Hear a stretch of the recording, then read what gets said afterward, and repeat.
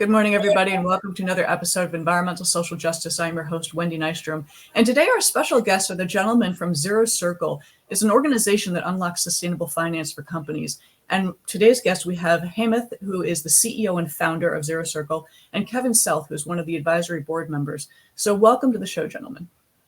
Thank you. Nice to meet you, Wendy. Anytime. So real quick, Hemant, you have a very interesting background. You have an MBA in finance, strategy, and entrepreneurship, degrees in circular economy, computer science. You worked in tech, Dun & Bradstreet. You have a very, very amazing background. What led you to start 𝐷𝐸? So I think some of this started with some of my expertise in Dun & Bradstreet. So the last 10 years or so that I was at Dun & Bradstreet, my focus is primarily, trying to use data and analytics to bridge the gap for various types of analysis across the supply chain, across financial institutions and organizations to do assessments of their third-party vendors. And over the last few years that I was in the company, we started to, get a lot of requests from customers about how do you even measure companies around ESG and sustainability and things like that. And there's no universal way to do that. So we embarked on it's almost a 3-year journey just to figure out what our story was in that, right? And that's how I got interested in that. And I saw that there's actually a huge opportunity to drive change through, kind of data and analytics to drive engagement within the community and try to kind of address some of the challenges that, all companies that are in this space that are trying to, address climate change and address some of the solutions in the climate space. And that is actually a big gap that you saw, because most people have no idea how they have these ideas, they have thoughts, they maybe have some technology and no idea where to start, how to get started, how to build it up. So that's remarkable that you saw that. And then Kevin, your background is equally impressive. So master's degree in engineering and strategy. You work with McKinsey, General Electric Healthcare, Johnson Controls, Schneider Electric, which many people are well aware of as the most sustainable company out there right now. And you've been a leader in that world. In addition to, you worked at XPRIZE. So what led you to work with 𝐷𝐸, which is a relatively new engagement for you? I think you said you started in around May of this year. Yeah, thanks, Wendy. So I actually left Schneider in April of this year and was looking for sort of next opportunities. And one of the initiatives I was very aware with and linked with at Schneider was something called the Zero Carbon Project, where Schneider has identified their Scope 3 emissions are 30x their Scope 1 and 2. So if they don't solve the issues with their supply chain, they can't hit their goals, and 2030 is coming up pretty quickly. Yes. And so with meeting Hemant in 𝐷𝐸, what I saw is here's the opportunity to link the financing which exists in the small and medium-sized businesses, that even if they don't want to push themselves to achieve these new standards, their customers are going to be more and more demanding them to do this. So a great opportunity to link these two up in a pretty cool marketplace. And I love the fact you brought up the whole supply chain issue, because most people don't realize it's not just your carbon emissions coming from what you do. It's everything that came before you, everything that comes after you, that has to be taken into accountability. So most people don't, that's the full circularity. When we talk about circularity, we're talking about everything start to finish. So 𝐷𝐸, amazing company, you help people, and you have kind of 3 tiers. The first tier I wanted to talk about was the financing. And you help people in early stage B2B green finance marketplace. Could you explain in a very simple manner what that means for people? Yeah, so as you know, there are a lot of green projects that are being funded nowadays, but the problem we see is there's a lot of companies and banks and institutions that can help you with $50, $100 million of green capital to do some very large initiatives and very large projects, right? And then there are a lot of development banks and UN and things, agencies like that can help you do microfinancing at the small scale level. But there's a huge number of companies, and many of them sit in the supply chain. All of them are trying to transition to a green energy economy, but they don't have the right capital structure and incentive structure to be able to meet those obligations and meet some of those commitments that either they are driven themselves or they're being driven by their customers and partners, right? So that's kind of where we come in. What we do is help connect these mid-sized organizations with capital structures and funding structures that can help finance these new innovative green projects to help them meet their net zero transition. And we do this by opening them up to a marketplace of banks and institutions. And we have over 2,000 partners on our marketplace to be able to help you fund different types of projects all across the state and across the country, as well as different types of programs in different industries. So think about real estate, think about manufacturing segment, think about recycling, think about EV. There's various types of incentives that both government institutions and private institutions are helping you drive towards a green economy. And we help simplify this process on behalf of the banks and behalf of the organizations to get the grease moving, get the plumbing moving, so that you can actually get there faster. And as we briefly mentioned earlier, a lot of these companies, when they're starting up, they have absolutely no idea what to do. Most of the people I've met with startups are brilliant engineers, brilliant scientists, but when it comes to finance or economy, or even getting funding of any way, shape, or form, they're a little bit lost. It's not their background. They don't really know where to start. So what you're offering is basically you're holding their hand through the process. And you're making these introductions. I believe you have artificial intelligence also helping with this streamlining process to make it simple for people to get it done, because I have personally met many startups that have been unable to get financed. And it's very frustrating for them. They want to get their technology up and running. They want to get, a lot of it's EV charging, different platforms, and they can't. And what you guys are doing, you're helping these people. And one of the next one that you brought up was the marketplace. And the financing option. So when you talk about marketplace, you're really talking about putting people in touch with these banks and these financial institutions to help them. How does that work? How does somebody get into that marketplace? Yeah, so the idea is that you essentially start off the process with Zero Circle.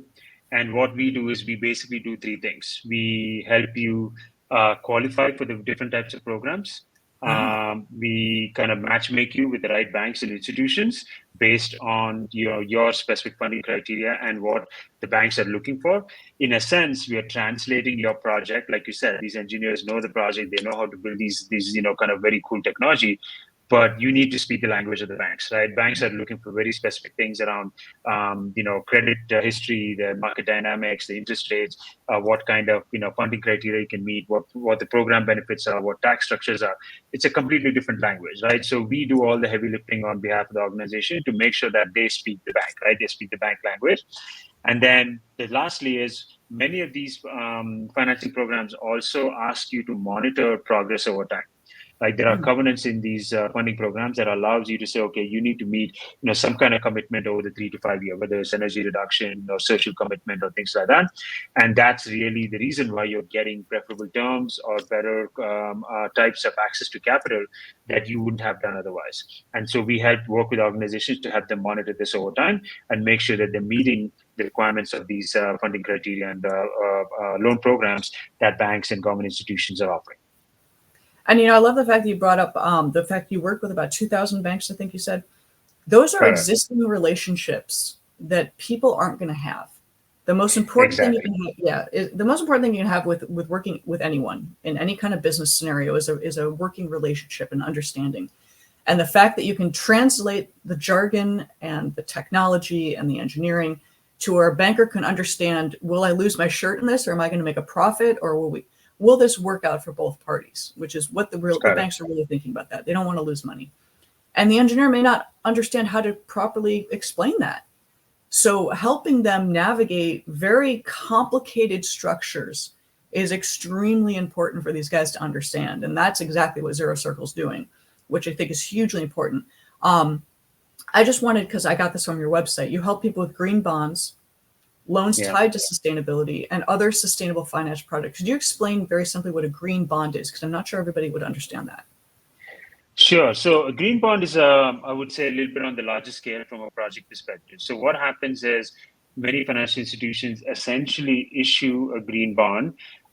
Think of it like a typical, loan or a debt capital structure, where where the bank would issue this funding with this green bond to allocate to a very specific type of project. And the green bond has a thesis in terms of what you want to do with it, right? So let's say, for example, a large bank or a mid-sized bank might issue a $50 million green bond. to clean up the oceans, as an example, right? We were talking about that earlier, so I'd use that as an example. So they might issue like a $50 million bond to clean up the ocean, and then they would find and allocate the proceeds of the bond to various specific projects that can meet the thesis of the bond.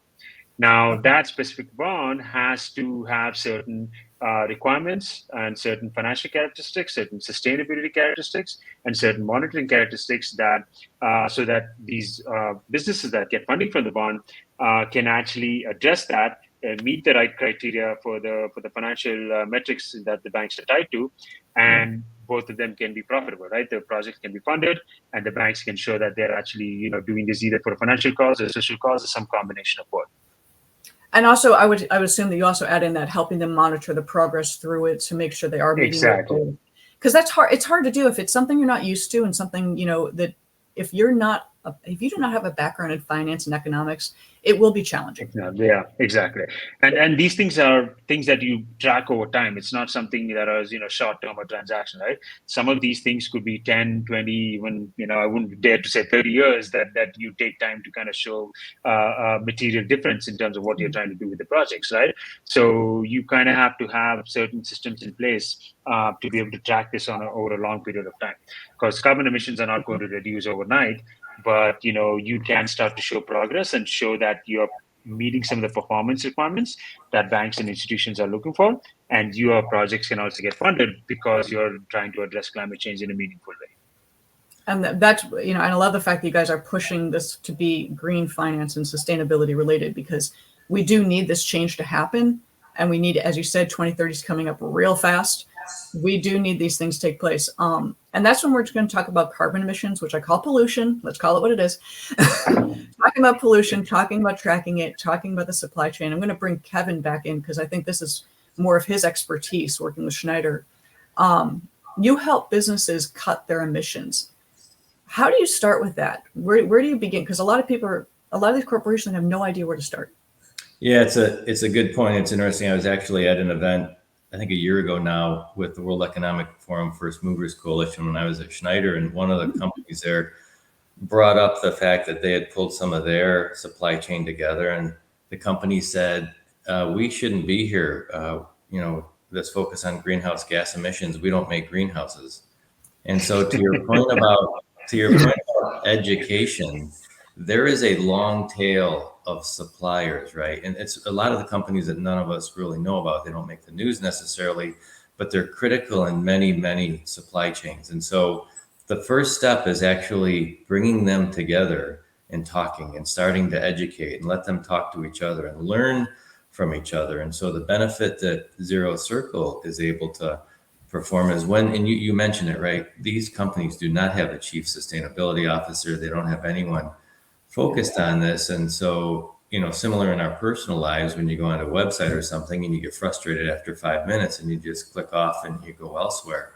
And so what we want to do is to make this easy for them to walk through and to be that source to allow them to continue down this path, because, as mentioned earlier, 2030 is coming up quickly.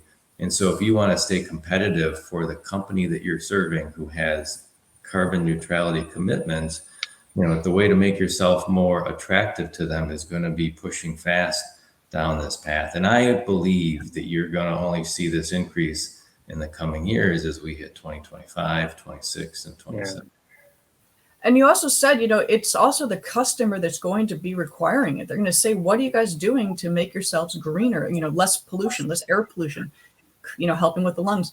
And I didn't mean to make fun of somebody who said, we don't make greenhouses. It just sparked a memory of mine. I worked in environmental insurance for 20 years. I told you guys that. And I had a conversation with a very smart man talking about environmental insurance, which is pollution, cleanup, remediation, the insurance coverage. And he said, oh, I get it. So when the environment of a business changes, like a whole bunch of layoffs, you cover that. I'm like, no. No. And so people have very different understandings when we say the environment. It could be a business environment. It could be the atmosphere. I mean, it can be a lot of things.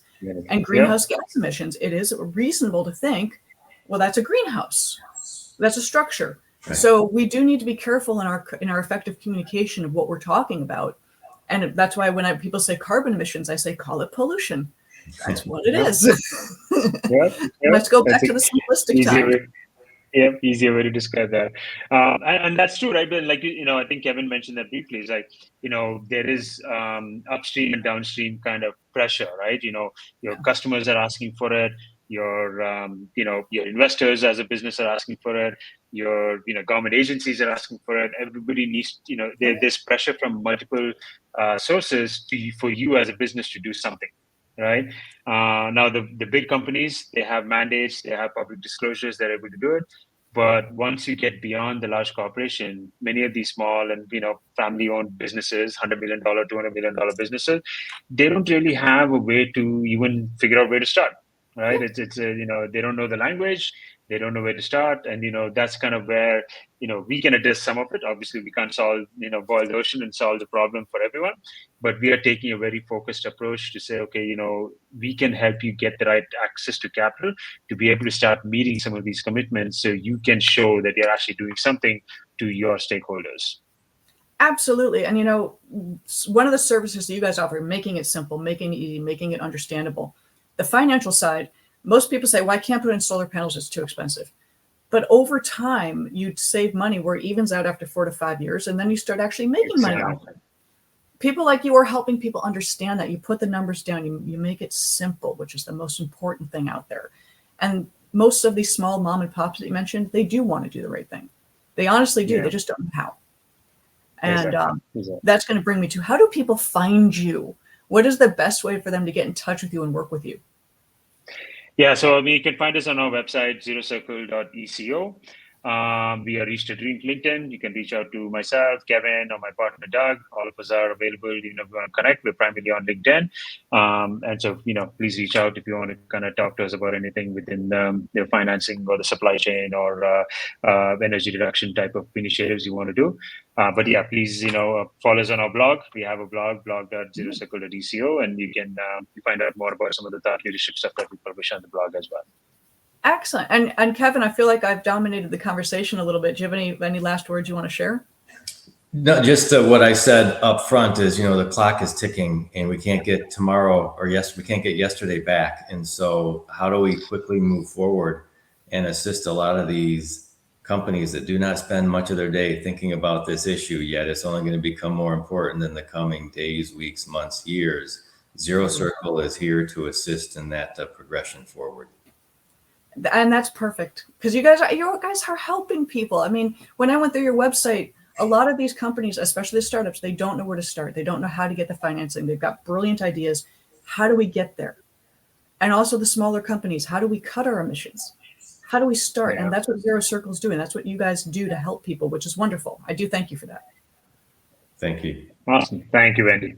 Anytime. So, guys, I'm Wendy Nystrom, your host with Environmental Social Justice. Thank you to Zero Circle. Thank you to Hema. Thank you to Kevin. You guys are doing wonderful work. Keep doing what you're doing. And folks, please research Zero Circle. Go find them on LinkedIn. Follow their page. Sign up for the blog. They're doing good stuff. And on that, guys, thank you guys. Thank you guys. And again, we are now sponsored by BioLargo. They just make life better. So thank you so much to BioLargo. Doing great things. We'll catch you guys next time. Bye.